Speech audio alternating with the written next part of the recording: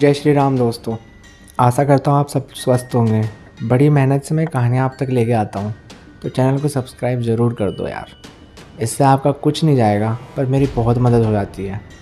Editing की कमी के कारण बैकग्राउंड में आपको सिर्फ एक हॉरर वीडियो क्लिप ही देखने को मिलेगी। इस बार की वीडियो की लाइक टारगेट मैं 6 रख रहा हूँ। 6 बहुत कम है, कर दो प्लीज़। कहानी स्टार्ट करते हैं। कहानी है विशाल की। अब जलन एक ऐसी चीज़ होती है जो अच्छे से अच्छे इंसान से बुरा काम करवा सकती है। ऐसी ही कुछ कहानी है। चलो आगे बढ़ते हैं। विशाल पढ़ने में काफ़ी अच्छा था और अपने क्लास का हर बार टॉपर रहा करता था। इस बात से लगभग सभी खुश थे, पर कुछ कुछ इंसान खुश नहीं थे। कौन खुश नहीं था ये आपको कहानी में बाद में पता लगेगा। इस बार विशाल 12th क्लास में हो गया था और अपनी 12th की एग्ज़ाम देने वाला था। सब कुछ सही चल रहा था कि एक दिन अचानक से विशाल की तबीयत ख़राब हो जाती है। वो स्कूल नहीं जा पाता। अब पहले दिन घर वालों ने नॉर्मल दवाई दी, लगा नॉर्मल बुखार जो भी है होगा, ठीक हो जाएगा। दूसरे दिन जो ही सुबह हुई उसको फिर से बुखार आ गया। घर वाले उसको डॉक्टर के पास लेके जाते हैं। डॉक्टर उसको दवाइयाँ वगैरह देता है और उसको वापस घर भेज देता है। वो घर आता है, दवाइयाँ खाता है। शाम तक उसकी बुखार फिर से ठीक हो जाती है। जैसे ही अगले दिन की मॉर्निंग होती है उसको फिर से बुखार आ जाती है। घर वालों ने इस बात पे ज़्यादा गौर नहीं किया। उनको लगा नॉर्मल होगा, ठीक है चला जाएगा। 3 दिन हो गए, 4 दिन हो गए, 5 दिन हो गए। शाम तक आते आते उसका बुखार ठीक हो जा रहा है, लेकिन सुबह फिर से वही हालत हो जा रही है। अब विशाल के पापा को समझ आ जाता है कि ये इसकी कोई बीमारी नहीं है, ये कोई ओपरी बला है। तो विशाल के पापा उसको गांव के अपने जो नॉर्मल पंडित जी होते हैं उनके पास लेके जाते हैं। वहाँ उसकी नॉर्मल सी झाड़ फूँक होती है और वो सही हो जाता है। सब कुछ फिर से सही चलने लगता है कि एक दिन विशाल फिर से बीमार हो जाता है। इस बार वो ऐसा बीमार होता है, उसको इतनी सारी प्रॉब्लम्स हो जाती हैं कि डॉक्टर्स भी अपना हाथ खड़ा कर देते हैं। कौन से डॉक्टर के पास लेके जाए उनको समझ नहीं आ रहा था।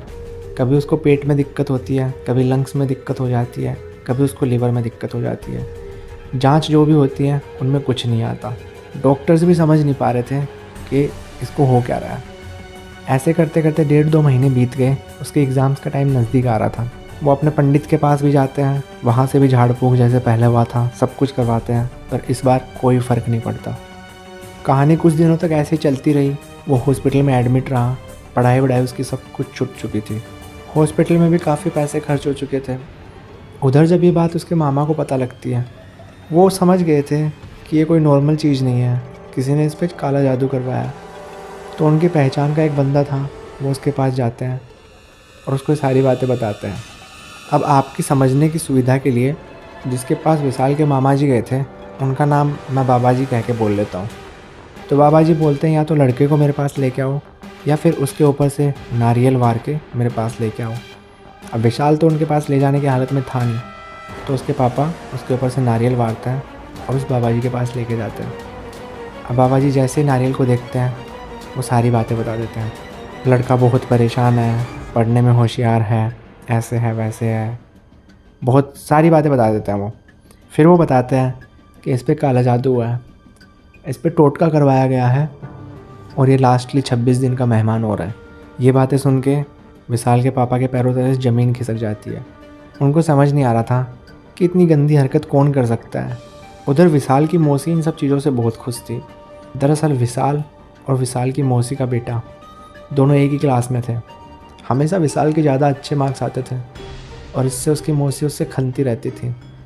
उसने हमेशा से अपने बेटे को एक कंपटीशन के रूप में देखा था और वो हमेशा से अपने बेटे को फोर्स करती रहती थी, विशाल से ज़्यादा मार्क्स लाने हैं, चाहे कुछ भी हो जाए तुझे विशाल से ज़्यादा मार्क्स लाने हैं। अब ये सारी बातें सुन के विशाल के पापा घबरा गए थे। तो उन्होंने बाबा जी से इलाज पूछा। उन्होंने कहा 2 दिन बाद शनिवार था, मैं तुम्हारे घर आऊँगा और वहीं आके इलाज करूँगा। उन्होंने उनको कुछ लिस्ट बना के दी। बोले ये सामान जब मैं आऊँ तो मुझे तैयार मिलना चाहिए और विशाल को हॉस्पिटल से डिस्चार्ज करवा के घर ले आओ। हॉस्पिटल में उसका कुछ नहीं है। रात के करीब 9 बज रहे थे। बाबा जी अपने सामने आग जलाते हैं, विशाल को अपने सामने बिठाते हैं, कुछ मंत्र फूकते हैं और उसको अपने बगल में बिठा लेते हैं।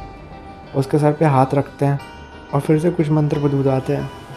विशाल को अपने साथ खड़ा करते हैं और घर से बाहर लेके जाते हैं। जैसे वो घर से बाहर निकलता है उसको खून की उल्टियाँ होनी स्टार्ट हो जाती हैं। ये सब देख के विशाल के मम्मी पापा दादा दादी सब बहुत घबरा जाते हैं, पर बाबा जी ने इशारों में सबको दूर रहने के लिए बोला, तो नज़दीक कोई भी नहीं गया।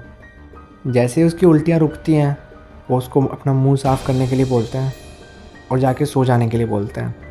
विशाल घर के अंदर चला जाता है और बाबा जी उसके पापा को एक फावड़ा लेके उसके पीछे आने के लिए बोलते हैं। अब बाबा जी उनके ही खेत में बनी एक पगडंडी के ऊपर चल रहे थे। कुछ दूर जाके वो रुक जाते हैं और एक जगह पर पैर मारते हैं, बोलते हैं यहाँ खोदना स्टार्ट करो। वहाँ खोदते खोदते करीब 5 फुट गहरा गड्ढा खोदने के बाद विशाल के पापा को वहाँ पे कुछ दिखाई देता है। वो खोदना बंद कर देते हैं और देखते हैं कि वहाँ एक चौकोर लोहे का बक्सा पड़ा है। वो उस बक्से को बाहर निकालते हैं। बक्सा छोटा सा था, उस पर ताला लगा था।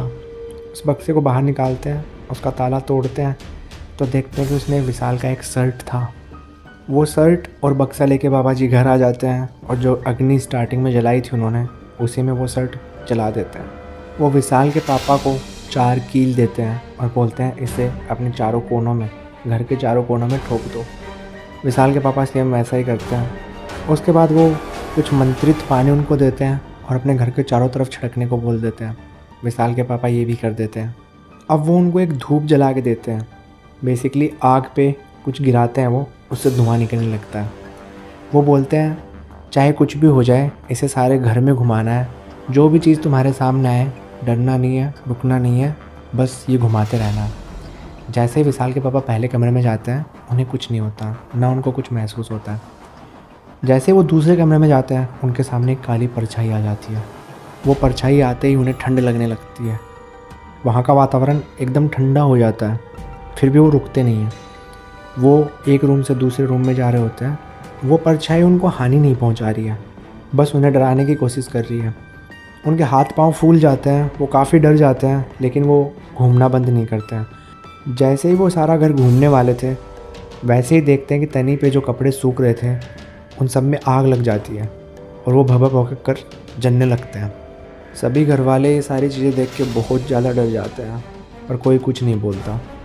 विशाल के पापा जैसे ही वो राउंड कंप्लीट करते हैं, वो बाबा जी के पास आते हैं, तो बाबा जी उनको बताते हैं कि अभी आप लोग सेफ़ हो।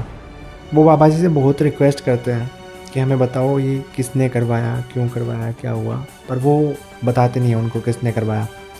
वो बताते हैं कि जो बक्सा ज़मीन से निकाला है हमने, वो 1 हाथ की गहराई में गाड़ा गया था और जैसे ही विशाल की हाइट कंप्लीट कर लेता वैसे ही वो ख़त्म हो जाता। वो विशाल को डेली हनुमान चालीसा पाठ करने के लिए बोलते हैं और नेक्स्ट डे वहाँ से चले जाते हैं। अब विशाल सही से रह रहा है।